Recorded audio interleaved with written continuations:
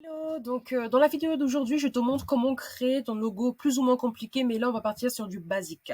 Et ça grâce à Canva. C'est parti. Donc sur Google, tu tapes Canva. Voilà, c'est le premier. Ensuite, tu vas sur ce lien-là. Si tu as un compte Canva, très bien, tu te connectes. Si tu n'en as pas un, c'est gratuit, tu t'inscris en 1 minute, même pas. Voilà. Ensuite, tu vas dans modèle, tu vas dans la colonne business et tu prends logo. L'avantage ici est que bah, tu as déjà des modèles qui sont préfaits. À toi de choisir celui qui te correspond le mieux selon le template que tu veux. Par exemple, là, tu as différentes thématiques, hôpital, docteur, église, etc. Nous, on va aller en faire un sur dans la section restauration. C'est bien de manger.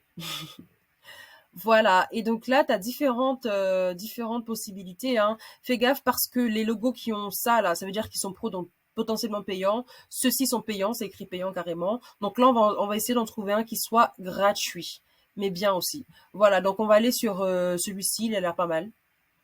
Et tu cliques sur personnaliser ce modèle.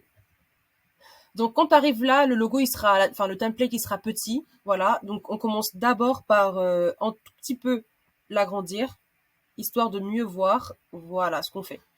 Et astuce, on commence rapidement par le plus important. Donc là, c'est écrit Ramen Rose. Là, on peut écrire Japan Food, donc nourriture en anglais, comme ça. Et là, on va écrire bah, forcément cuisine japonaise, hein, où on écrit le Japon à portée de main. Voilà. Donc le plus important a été fait. Maintenant, on va faire tout ce qui est en soi design. Donc on va changer la couleur de Japan Food. On le met en noir. Pareil pour celui-ci, le Japon à portée de main, pareil, on le met en noir. Du coup là, le fond noir, on va le mettre en blanc. Voilà, pour voir ce qu'on a fait. Ensuite, le fond rouge, on le change pour le mettre en... on va mettre en rouge, mais moins fort. Voilà, on va mettre en rouge comme ça. Voilà, super. Le Japon, on peut le mettre en gras aussi, ça. On peut le mettre en gras, voilà. Le fond jaune, c'est un peu trop flash, donc on va changer de couleur. On a notre panoplie de couleurs ici, donc on choisit ce qui nous irait mieux. Donc ça, j'aime bien, je trouve que c'est pas mal, comme ça. Voilà. Cette couleur-là, elle est pas mal. Voilà, top, super. Voilà, après, on peut toujours ajouter d'autres éléments qui nous font penser au Japon. Donc tu vas dans éléments, t'écris Japon ou Japan, comme tu veux. Et Canva te propose plein de choses qui font penser au Japon gratuit. Donc il y a des photos. Si je prends la photo, ça va me changer tout mon design. Donc je prends pas une photo, je vais prendre un graphique. Donc un graphique, voilà, ça typiquement c'est super intéressant. Les fleurs là, par exemple, on peut en prendre. Voilà, on les prend, on réduit un tout petit peu la taille, c'est un peu grand.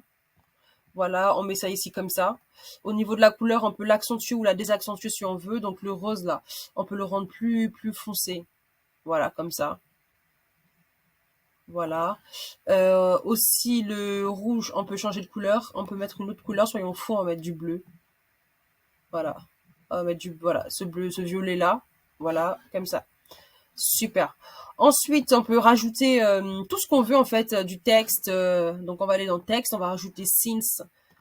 On va mettre donc depuis